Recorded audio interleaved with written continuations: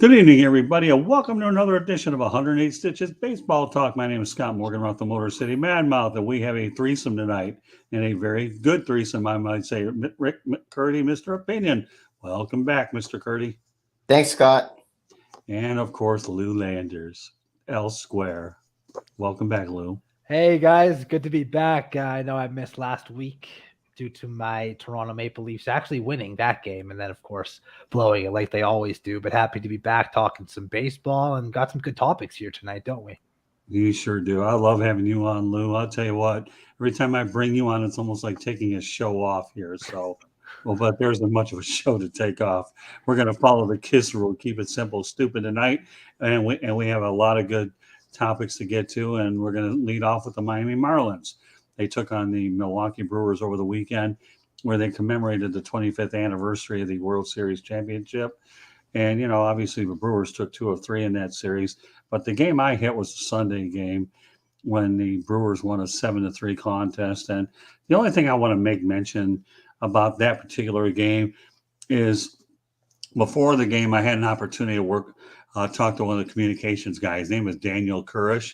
And I was telling Daniel that I've appeared on some shows and so forth, talking about the Marlins. And I've always said that the Marlins pitching, to me, will carry this club here. And if the hitting ever does get on track, we will be dangerous. We really will. But the one thing Dan and I both agreed on and is this, okay, we talk about how good the Marlins pitching staff is, but when you add Sixto Sanchez and Max Meyer to that group of studs, Lou, this team is going to be unbelievable. Don't forget Edward Cabrera, too. Right, exactly. Great young pitcher. They really, the Marlins, Scott, in my opinion, should be trading from that pitching depth, whether it be someone in the current rotation at the big league level or somebody who is in the minor leagues. They should be trading from that pitching depth to acquire some more offense, because it really is a shame that you're going to see that pitching staff go to waste. They're all going to get into their arbitration years and then free agent years before the Marlins have enough offense. And it'll take us back to a topic we talked about long ago. Reason why Derek Jeter left. They weren't willing to spend that money on bringing in that offense, right? Oh, no question about that. And you know what, though? Having an opportunity, Lou, to see this team firsthand all the time, it is great to watch Pablo Lopez on the hill, Sandy Alcantara. And on Sunday, I saw Eliezer Hernandez. I don't know what it is. It's so interesting sometimes when you go to some of these games. But of the 4 games I've been there, Eliezer Hernandez has been there 3 of the 4 and had been a very good result. So, but then again, all last year, I had an opportunity to see a lot of Pablo and Sandy Alcantara. And I was talking to Daniel about said, geez, oh, Pete, we have such a great pitching staff. I mean, again, I reiterated Sixto Sanchez, Max Meyer, that I will take our pitching staff over practically any pitching staff around MLB, and I have no problem with it. I think we can win with it, and we could go deep into the playoffs. All we need to do is create some offense. And Dan, you know what? He's a really super nice guy. So, yeah, he agreed with me. I mean, he knows what he sees 162 times a year. But, nevertheless, it just came up and we were talking about it. And, again, what can you say? Well, the Marlins, I believe the last I looked are 3 games under 500. So they're still in it. Of course, I think the Mets are going to run away. They also play in a really good division, though. I mean, forget about Washington. They stink now. But the Braves, even with a slowish start, are a very good team, well-rounded overall. The Phillies, very good offense, up and down. That lineup is stacked. The rotation with Nola and Wheeler up top is very good. Gibson's not too shabby himself. And then, of course, the Mets, who are playing very good baseball, who have a very good manager. At some point, we'll get Jacob deGrom back. And, I mean, it's a tough division. In another division, the Marlins might be a 1 or a 2. Maybe not the NL West, but you put them in the AL Central or the NL Central, for instance, they're probably a first or second place team with a chance for one of those wild card spots. All right, so while we're talking about the Marlins, I just want to point out, folks, that this show is actually being titled Running Up the Score. And as we get deeper into the show here, obviously you'll certainly understand why we named it exactly that. And in fact, we don't have to get deeper into the show. I'm going to turn it over to Lou Landers. And Lou, take over. Why don't you tell me exactly what we're looking to, how we're going to educate everybody? up the score. This was a topic we actually were going to use a few weeks ago, but we just ran out of time, and we really want to give it its justice, its time, and it's kind of running up the score, the unwritten rules in Major League Baseball. Not just running up the score, but that's kind of the one that was in the forefront. There was a situation with the San Francisco Giants where they were accused of doing it, and Gabe Kapler, their manager, came under some heat. And I gotta say, it's ridiculous to suggest that someone's running up the score. This isn't Little League. It's not T-ball. It's professional baseball. And the craziest part is that the Giants were up, I think it was 7 or 8 runs or something. And they kept tacking on and tacking on and tacking on. And Gabe Kapler gets all this flack for it. Earlier in that game, the Giants put up a 7 or 8 run inning. So to just not continue to score because they're running up the score, you could still lose a baseball game. These are still professional ball players. Are you supposed to just pack it in after 6 or 7 innings because you're up 10-2? We've seen it happen. Is it rare? Sure. But someone puts together a 6-7 run inning and they're right back in the game. Your job is to score as many runs as possible, whether it be off a bullpen, whether it be off a positional player. I don't care. And if guys want to swing for the fences, up 10 runs and swing on 3-0 with the bases loaded, up 8 runs, so be it. It's baseball. They get paid to play. And at the end of the day, at the end of the year, everyone looks at their statistics. And they're not pinpointing, 8 of those RBIs came in that game on May 2nd. They look and they see guy had 95 RBIs, and that's how he gets paid. So is the guy supposed to not try his best in any given situation because his team might be up by 8 runs? I mean, that's just the start of it for me. Rick, you haven't had anything to say yet, so Yeah, let us know. I totally agree with you. I think it's so ridiculous how people are so offended and get their feelings hurt. It reminds me of that Buster Posey rule where you can't run into the back catcher no more because Buster Posey tore, and that was not nice. And Buster Posey's a nice man, and that was mean to do that. And now you can't even run into the catcher no more, which I'm thinking it's a baseball game. It's a sport. It's contact. It happens. And now this stuff about, well, now we're running up the score. Well, maybe the other team should get better pitching. How's that? Get some better pitching. So, and I have seen games where they have come back. I remember when the Phillies were down by like 10 runs in the 9th inning against the Dodgers, and they scored 12 runs in that 1 inning and won. So it does happen. And, my thing is, if you're up, man, you just keep piling it on as much as you can because these are great baseball players. Someone can just hit a grand slam, a home run. I mean, anything can happen. I've seen 2 grand slams in 1 inning. I mean, look at the Red Sox. They're down 3-0, bottom of the 9th. No way they're going to come back. Not only did they come back, they won the series against the Yankees. The Astros hit 5 home runs in 1 inning tonight. Yeah, off a good pitcher in Nate Eovaldi. So runs can score very quickly. Things can spiral out of control, and even in like a 7-run game, all of a sudden it becomes a 2-run game. You go to your closer. Sometimes that closer comes in and he doesn't have it, especially when he's sitting there thinking, "Oh, it's the 9th inning and we're up 7 runs. I'm not getting into the game." And then all of a sudden his team's up 2 runs. He has to come in. It's a completely different mindset, and the game can get out of hand super, super quickly. So if you're up 10 runs, make it 15. Don't take your foot off the pedal. It's what we're appeasing all the people who stink. I mean, get some better pitching, get a better bullpen. Why are you mad at Gabe Kapler? He's just doing his job. Get some better pitching. That's all I have to say. I mean, look at the Pirates. What was it like when they won 21-1 against the when the Cubs beat the Pirates like 21-1 and all that? People are like, "Oh my God, look at that. That's not right." Well, the Pirates stink. Get some better pitching.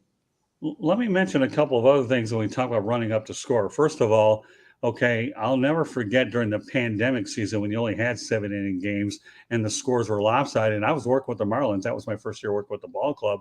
And let's face the reality, you had pitchers up there that weren't supposed to be there in the first place. So therefore, but you needed to have a lot more pitchers. And there were a lot of lopsided games during that pandemic, more than we'll ever imagine. But Don Mattingly said, we just have to bite the bullet and hope It isn't too bad. It doesn't carry over for 2 or 3 games, and they don't wear out our pitching staff.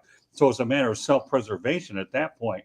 Now, I also want to point out something about running up the score, that even though I know it's not related to baseball, okay, I don't have a problem running up the score in college football when you're trying to get style points to get into the college football playoff. I know that's a different animal there altogether, but there are times to do it. The only time I ever have a problem with a statistic being something that shouldn't be is when you're bunting with a no-hitter. Okay, then I've got a problem with it. Okay, then there's that ethical line that you draw. But let's face it, in baseball, it's easy to have slumps. So obviously, I understand where you're coming from, Lou. Okay, that you want to get those numbers too, because don't think that there aren't incentive clauses attached to those contracts. Well, To try and also, gain certain Scott, numbers. Rick, some of the players that are hitting and doing that are guys who might be trying to stay on the 26-man roster. They're not all guys that have secure jobs. So them coming up, hitting, getting a big hit, whether it's off a reliever, a high caliber reliever, a position player, whatever it might be, that ends up going in their favor if they do something well. So that's something that is just kind of it shouldn't be an unwritten rule. The bunting thing that you brought up, Scott, absolutely should be. Now, I don't have an issue with it. You don't do that. Now, if there's a no-hitter in the 5th or the 6th inning and you're bunting, I'm not super against it because the game, you're still trying to win a game. You're trying to get something going. In the 8th or the 9th inning, I have a bit of an issue with it. But again, what if it's a 1-0 game? And you're trying to get something going. Right, yeah. I mean, you can't blame a guy for trying to bunt in the 9th inning of a no-hitter if they're down by a run. They're not getting it. They're trying to get something going. But look what happened to the Reds. They lost a no-hitter. They pitched a no-hitter, lost the game still.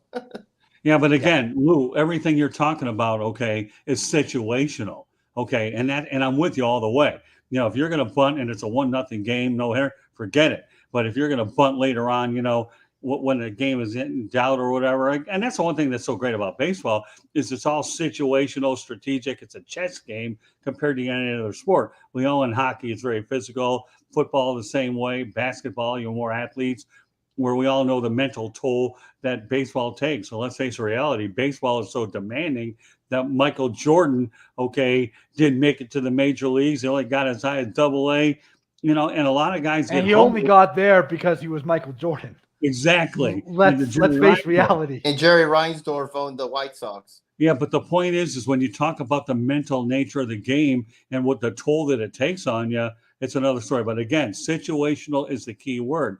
1-0, bunt your way on, no problem. Forget the unwritten rule. Get a base. That's the rule. And obviously, scoring as many runs. I don't think you ever take your foot off the gas at all. I really, really don't, because it's so contradictory and so hypocritical because people give people so much flack about the tacking on the runs. What about the teams that go up by a bunch of runs and then start pulling all their players and then a potential comeback? And then that one game that makes no difference to the team that may have pulled their players could totally affect the standings down the line. A game that someone might come back and win because the other team pulls their players, and then a team ends up losing out in the playoffs by a game.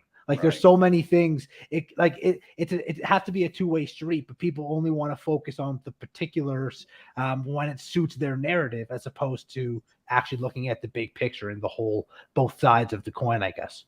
Well, good point. That's why we could sit here and dissect baseball, Lou and Rick, all day long about this and that, him, wow, and that's why everybody loves the game of baseball the way that they do. I mean, because it's a constant conversation is what it is. It's second guessing, whether it's manager, coaches, hitters. I know you guys mentioned Albert Pujols, right?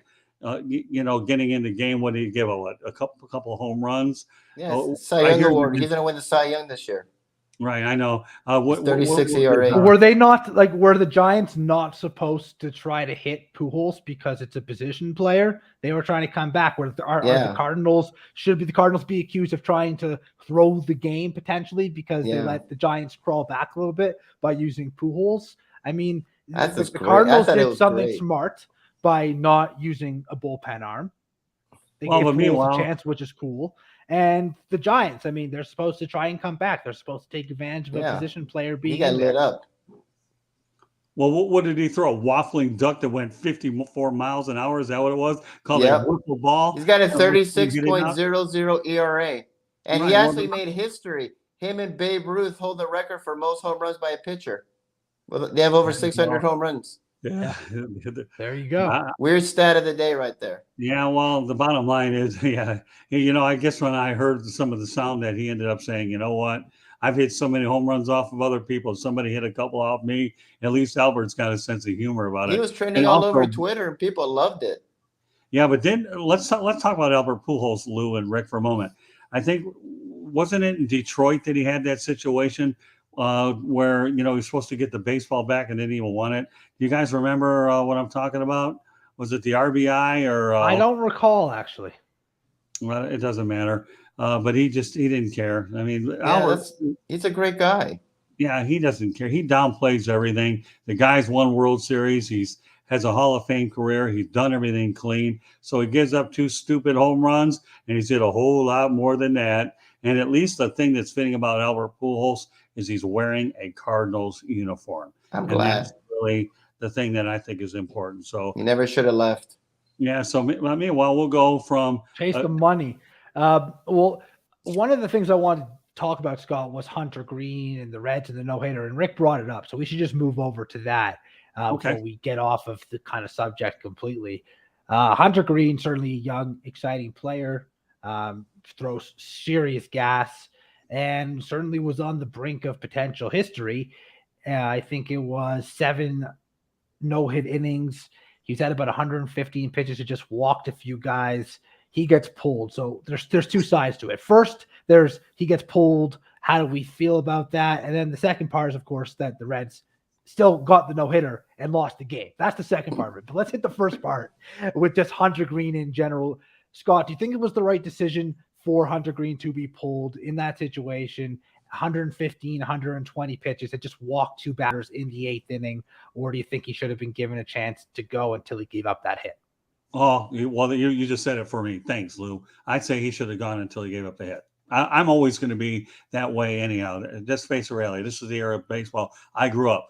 The man should stay in there until he gives up a hit, pull him, no big deal. So I will always, I know that everybody likes to pull these guys. Now, keep in mind, it's situational. I'll throw this at you. The score was 0-0. Doesn't matter. I'm not changing my position. I still think he should have gone until he gave up the hit. And that's just what I have to say. All right, Rick. Well, we're talking about unwritten rules. One of my unwritten rules, you never, ever, ever take a pitcher out when he's picking a no-hitter, especially like in the 8th or 9th inning. You just don't do that. We saw that with Dave Roberts 2 or 3 times. It's now happening more and more, and I blame analytics for all this garbage that's happening. And you keep him in there, and he gives up a hit, then you take him out. But you let the guy in there, let him battle it through. It gives him confidence, and he gets out of it. Man, guy's pitching a gem. He's pitching fantastic. It's not his fault that his team stinks. And when I say the Reds stink, they historically stink. And so you keep him in there till his arm falls off. And I never, ever, ever. That's one of those unwritten rules that you never take a guy out of a no-hitter like in the 8th or 9th inning. Well, you guys make good points. But Scott, yeah, sure, go that's ahead. okay. I'm just going to reiterate what Rick said. I'm with you 100%, Rick. I think the guy stays until he gives up a hit, take him out, boom, end of story. All right, we'll go ahead. So both of you guys bring up good points. And a lot of times I would tend to agree, but for the sake of argument, play devil's advocate, sake of the show, we're talking about a young, top heralded prospect in this organization, a guy that had thrown close to 120 pitches, a guy that throws in the high 90s consistently. Is it really worth him going any longer in that game? He wasn't going to make it 9 innings. It wasn't going to happen. He had only gone through 7, and he had thrown 120 or so pitches, and he wasn't throwing strikes. They weren't going to let him throw 145 or 150 pitches. It would have been damaging to him. It would be damaging to any pitcher, probably, especially one that's that young, that hasn't thrown that many pitches in the game, that throws at such a high velocity. So that's the first thing. I understand they're protecting their assets. One of the few good assets they have left there in Cincinnati. Secondly, I was watching that game, and it almost appeared that he was so afraid to give up that hit that he was nibbling so much, and that was leading to the free passes he was giving up to start that 8th inning. And if it was a more of a veteran pitcher who knew just attack the zone, trust your stuff, continue to do what you've been doing all game, I would be, you know what, take it out by out. But he just was not. He was pressing too much. He was trying to be too perfect, and that just comes from inexperience. And it could have led to a disastrous inning. Also, again, they weren't up 5-0. It was 0-0. You're still trying to win the game. He walked two guys, set them up to potentially lose the game. So you also have to manage. The manager's not managing for Hunter Green. He's managing to keep his job in the future. So you have to consider all those things. And when you do, I understand why they did it. Well, the bottom line is I understand what it takes for a pitcher to nibble. He's trying to be too fine with his pitches, and he's aiming instead of throwing and all of the little things that go with it. But again, your point was, and your question was, do I think he should have stayed in? I was going to go with what Rick said. I say he should have. I understand. Yep. I don't know. Is the Cincinnati manager really managing his job? Who the heck's going to want that job anyway? Yeah, Okay. he'll be fired at the end of the season anyway. So what difference? Well, all right. So is he really We'll deal with that later in the season. Is he managing for his job right now, or is he sparing anybody that has to take it next year? You know, I understand protecting young pitchers. We've talked on previous shows that one guy that could never manage in this day and age would be Billy Martin because he'd burn them out anyhow. But my point is, and I know how you have to address these kids, and they're paid a lot more money than they ever have been as well. And you have to protect your assets. And I love what you said, Lou. Okay, you better protect the few assets that you have if you're the Cincinnati Reds. Okay, these guys aren't coming up from Daytona with the Daytona Tortugas, low class. I got to give my people a plug down over at Jackie Robinson Ballpark. You know, I was there a couple of times, or wherever they're at, or the Pensacola or whatever. Who cares? It doesn't matter. They're not coming up from Daytona up 75. I understand you got to protect these young kids. Doesn't matter. I'm going to go back to what you said, and that's this situation. Don't take a guy out with no hitter until he's given it up. But unfortunately, and I think that every combined no hitter should be an asterisk next to it. I really believe that a no hitter is a no hitter by one person. That's it. Okay. Anything, and I'm sure we could devote an entire show, Lou and Rick, on that subject, and I'm sure Lou will be thinking about doing it one day. With a combined no-hitter should be an asterisk.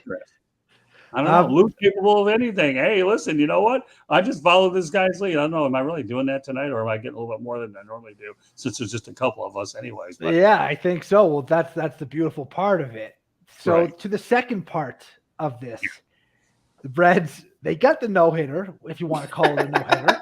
Scott, based on your point, and I don't disagree. It's a very different thing to have, whether it's 2, 3, or 6 guys combining for the no-hitter. They do get the no-hitter, so good for them. Might be the lone bright spot of their entire season. But they lost the game. Yeah. And what that comes down to for me is what happened this offseason. Basically deciding we're going to trade everybody, we're going to cut tons of salary, and we don't really care about our fans. We don't really care about the integrity of the game. We're just going to absolutely tank and be terrible. And that's where this comes in, because a team that didn't do that would have found a way to scratch across a run or two and win that game with that no-hitter. You can bet on it. And I think it's so bad for baseball to have teams this terrible. I mean, you look at the lineup that they've trotted out at times. I know Votto's hurt right now, but those guys that are playing in their major league lineup wouldn't even be playing and starting in a number of teams' AAA lineups. Right. It's They're really a disgrace. It's really a disgrace to the game and the integrity, the competitive integrity. I mean, I know the Orioles haven't been good for a while, but they still trot out major league caliber players. I know the Pirates aren't good, but they're still trotting out major league caliber players. They decided to keep Brian Reynolds when they could have gone a huge haul for him. There's teams out there, even Oakland. Oakland, I know what they did. They traded everybody. They're still playing competitive baseball, though. They're still going to finish in last place, but they're not. It's not like you can go into Oakland and you're going to beat up on them every single time. They'll still scratch out wins. They have some scrappy ball players. They still have some solid pitchers or some younger guys that are getting a chance. The Reds traded away pieces, got pieces back. Those pieces either aren't playing or they stink. At least the A's when they did it, they got pieces back. They're playing, and it just shouldn't be allowed.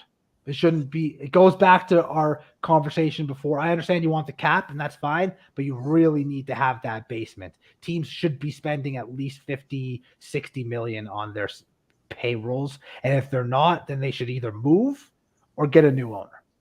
Oh, no question about it. It's funny how you bring those comments up, Lou. Of all nights where they have the NBA draft lottery, isn't baseball implementing a situation where they have a little lottery? I haven't heard about it, so I'm asking you a question without knowing the answer. Maybe you would know. I believe that they are. I believe it's something about the bottom 3 or bottom 5 teams will all be in a lottery. Unlike the NBA, where I think even like the 13th or 14th Right. Yeah. team could technically move down like 7 or 8 spots. I think for baseball, it would only be those top 5. And I think they could only, I think like the team that finished with the worst record, I think the worst they could draft would be 3rd or 4th overall still. Yeah, but that gets back to the point that I'm asking you, okay, that if indeed there is some kind of a lottery, albeit the one you're talking about, then you're not guaranteed the number 1 pick anyways. No, Lou. but you're still guaranteeing a very, very good pick. Well, no, I know, and I get that. So at least you have some sort of a lottery where, you're not guaranteed the number 1 pick instead of maybe 2, 3, 4, whatever, 5, whatever it may be. Well, true justice in this situation would be the Reds getting the worst possible pick that they can get based on being the worst team in baseball. Okay, well, good. I'm glad we set the record straight. All right, continue on, Lou. I mean, Rick, I want to hear your thoughts. I mean, you can go into the salary cap or the salary minimum, that stuff we've talked about, but more so just your thoughts on like how bad this is for the game overall, and how also, while we still have this unbalanced schedule where it's so many divisional games, think about how unfair it is for teams in the NL West. I think they're all 500 or better. The NL East, 4 very competitive teams. We were talking about it earlier with the Marlins. The Brewers and Cardinals get to beat up on the Cubs and the Pirates, which is bad enough. But then to get to face the Reds 18 or 19 times, I mean, that's 15 or 16 wins, maybe more potentially, that no other teams don't get the advantage of. Then you have the entire American League. There's a few teams that are going to play the Reds this year. It's not fair, not only to fans who have to watch the Reds, but also teams that don't get to face the Reds compared to all the teams that do. It really ruins the competitive nature and the integrity of the game. Well, I mean, this all goes up to the ownership and to the front office. This is whose fault it is.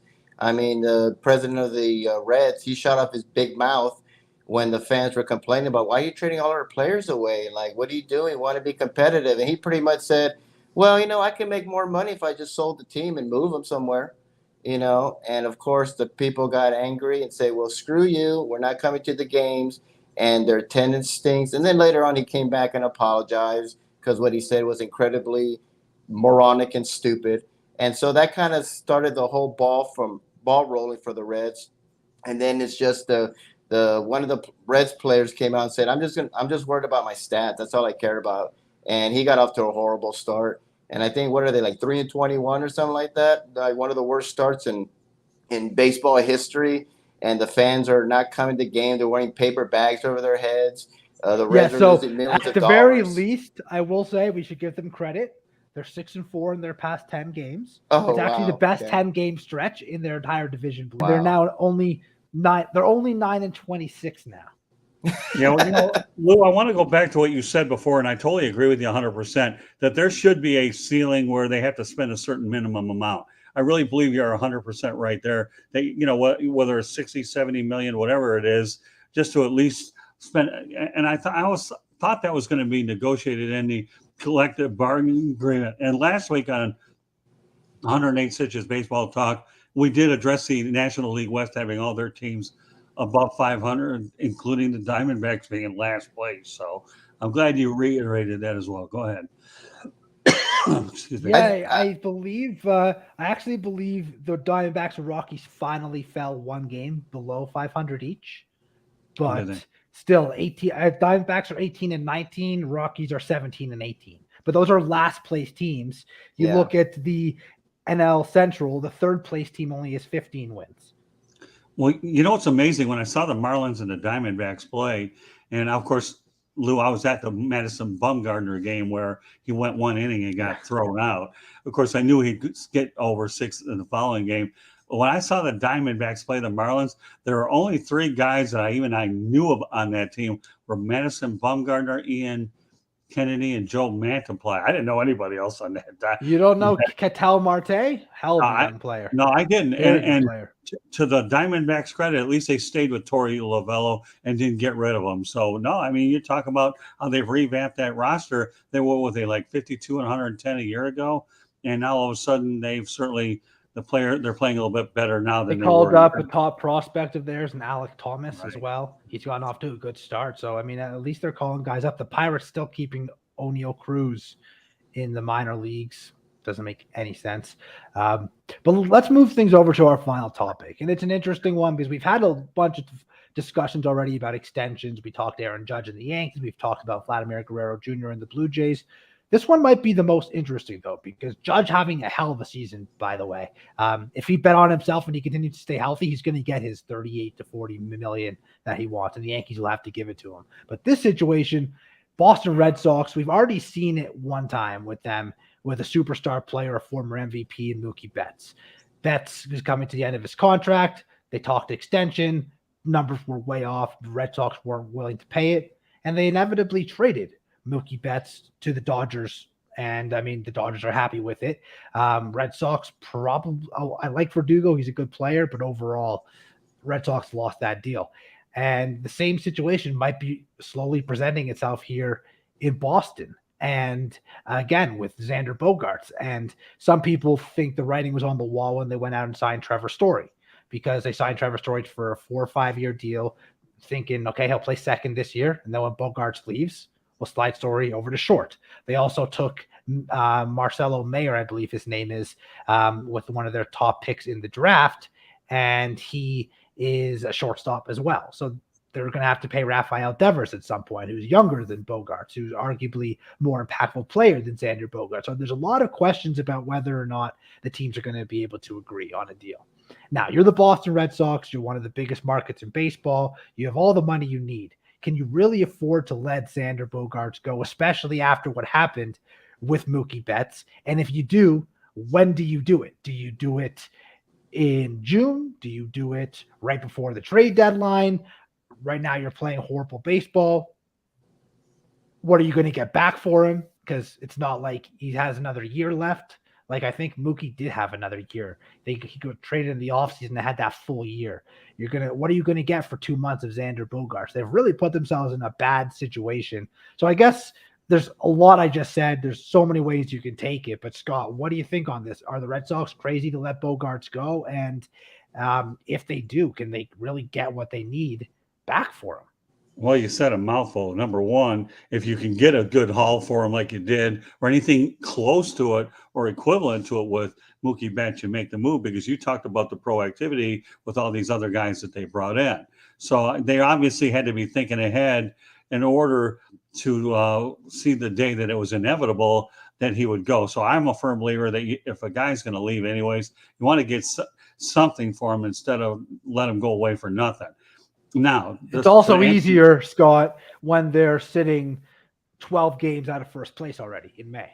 Right. So that was, you're leading off to my next point too, Lou, and that being this. Okay, it depends on what record at what stage. If you feel like you can get a better haul in June and you know you're completely out of it, you do it. If you really feel that you can get back in it by July or when the actual trade, then you wait. So I think it's a TBD there, Lou, about where you think you are in the standings at that particular point. If you know you're way out of it, then cut your losses and move on.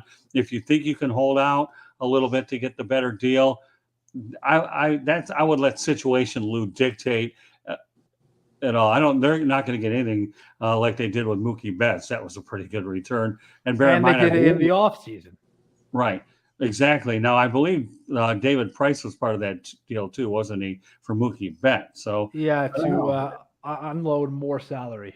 Right. So, yeah, I'm a wait and see kind of guy on this one, Lou, about Bogaerts. I mean, I'm always found it hard to believe that the Red Sox would let anybody go because they're not willing to pay him, because we all know they have the reputation to do it. But again, it just depends on where they are in the standings and go from there. So that's all I've got to say about that. Rick, before I throw it over to you, another thing to consider here is he has said in Bogarts that he's open to doing talks in season, which is different from what we've had when we've discussed Vlad, when we've discussed Aaron Judge. And to me, it could be one of two things. Either A, he really does want to discuss an extension and get something done with the Red Sox, or he's saying, I'm open to discuss in season, because if there's teams that are willing to trade for him, perhaps he can work out an extension with that team prior to being traded. So a team is willing to trade for him if they can agree to an extension, which is something we've seen done before. It would also behoove the Red Sox to let that happen, because they're going to get more in a trade for Xander Bogaerts if a team knows they're getting Bogaerts long-term and not just for 3 or 4 months.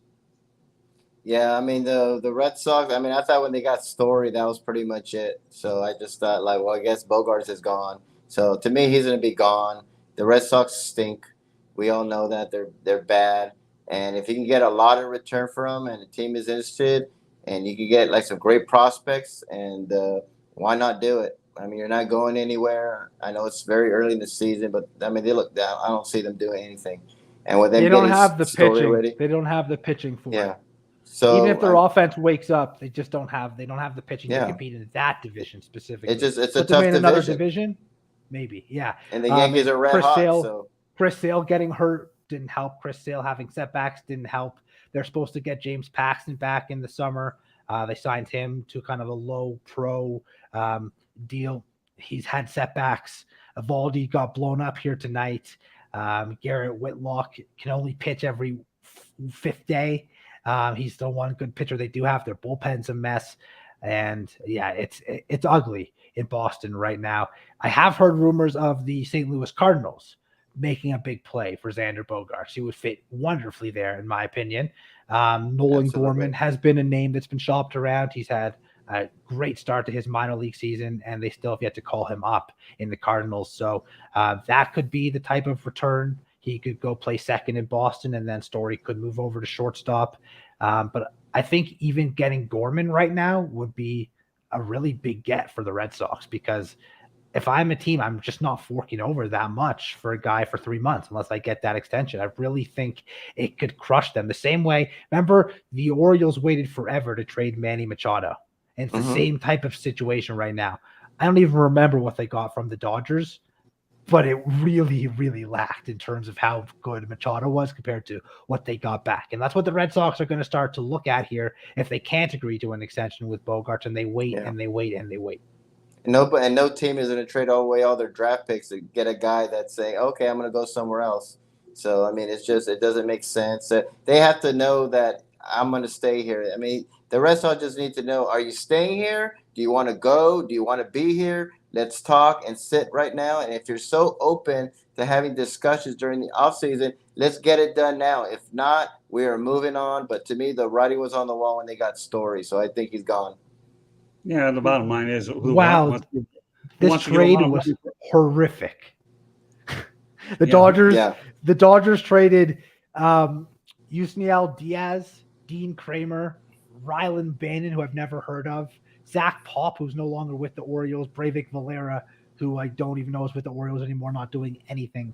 All that for Machado. The only guy who might at some point make an impact could be Yusniel Diaz, but even he's a very average player. Dean Kramer has not gotten it done. So that's what they ended up getting for a superstar player in Manny Machado. And that's what's going to happen if they hold on to Bogaerts. Yeah. I'm sorry, Rick. It gets back to the fact of how much you want to pay for a rental. And by the way, Zach Pop, I believe, is with the Miami Marlins. So it's a terrible trade. Yeah, how much do you want to go ahead and pay for a rental, Lou? I mean, that's what it comes down to. You're going to give up a lot, or you're just going to get what you can get. That's really what it comes down to, right? Elsewhere, right? Basically, yeah. I mean, it's actually insane that they got nothing for Machado, and it's really looking like that's exactly what's going to happen with Xander Bogaerts. I mean, you can make the argument Machado was already playing third base. Bogaerts plays that premium position at shortstop. Bogaerts is a multiple-time world champion. He brings that pedigree. So those would be solid arguments. And if you really want to add a guy like Bogaerts, it's worth paying one top prospect for him. But Yeah. if you wait the longer you wait, the less you're going to get. Mhm. And You for know, me, if they were going to come to an agreement on an extension, it would have happened already. It would have happened at Yep. the beginning of the season. It would have happened in the off season. He doesn't seem inclined to be there. And if he does, he clearly doesn't like what the Red Sox are willing to offer. let me make one reference about the St. Louis Cardinals. I remember a long time ago when Mark McGuire was traded by Oakland to St. Louis, and he ended up signing an extension because he loved baseball. St. Louis is a baseball town. People can fall in love with St. Louis as a baseball town. So you know what? This is where I want to camp out, and they'll sign their extension. And I'm sure Lou and Rick, you guys have seen that from time and time again. You can lock a guy in if he loves playing there. And St. Louis is one of the best baseball towns in the. Best fans in baseball. I've been saying that. I mean, I remember when Yeah. Tino Martinez was with the Cardinals and he was hitting like 220 something. He got a standing ovation. They love their players. They support their players. Look at Pujols coming back. I mean, they're not angry that he left. They're happy that he's back. They're the most passionate fans are in St. Louis. Great fans, great history, great tradition. I love the Cardinals. If I was Bogarts or a player, I would love to play for the Cardinals. They're always competitive. They have a pedigree of winning, best fans, great stadium, great city. It's funny how you mentioned that, Lou. I wonder if this would be an adequate comparison if you were to compare organizations.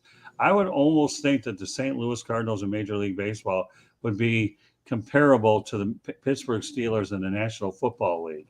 And why do I bring that up? Okay, they're stable. Everybody loves to be there. They're always winning, and they have great fan bases. To me, I think that's the best comparison. The Cardinals and MLB to Pittsburgh Steelers and NFL. Certainly in the last 20-something years.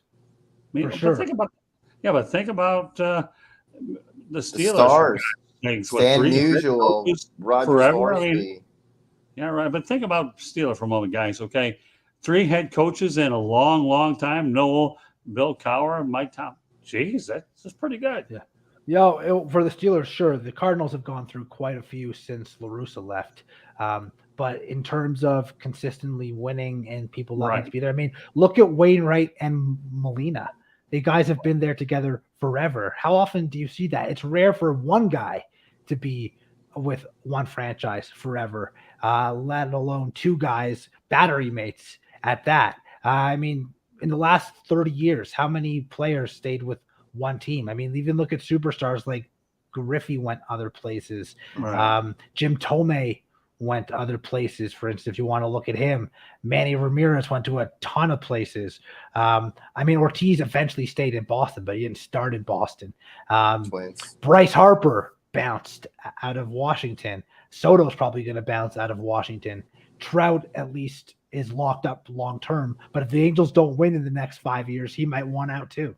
Well, but you know what though, Lou? My mentor, Ernie Harwell, not a bad mentor to have, by the way. Okay, would always tell me that it's not that a lot of great players land someplace else.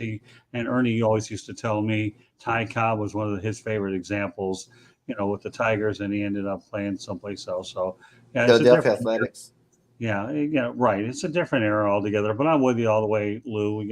Lots of guys don't stay in one place anymore. The Cal Ripkens, the Alan Trammell's, the Whitakers, those are far and few between nowadays because everybody's picking up and going. But outside of the managerial comparison, the Cardinals and the Steelers, I mean, obviously I think they're eerily the same. So.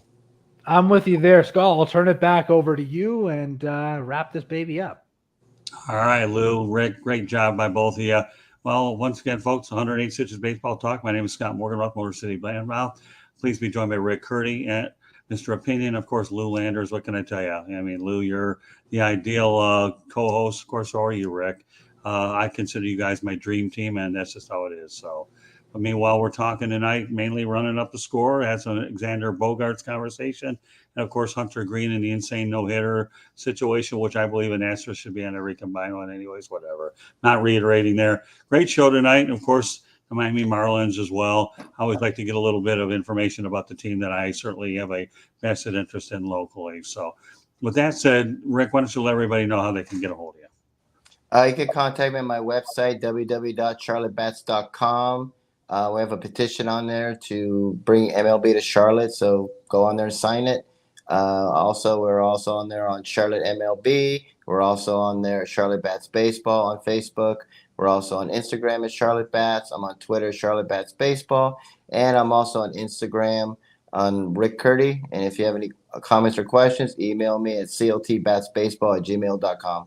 And Rick does a phenomenal job helping us on social media as well. Want to get that out there. Okay, Lou, go ahead.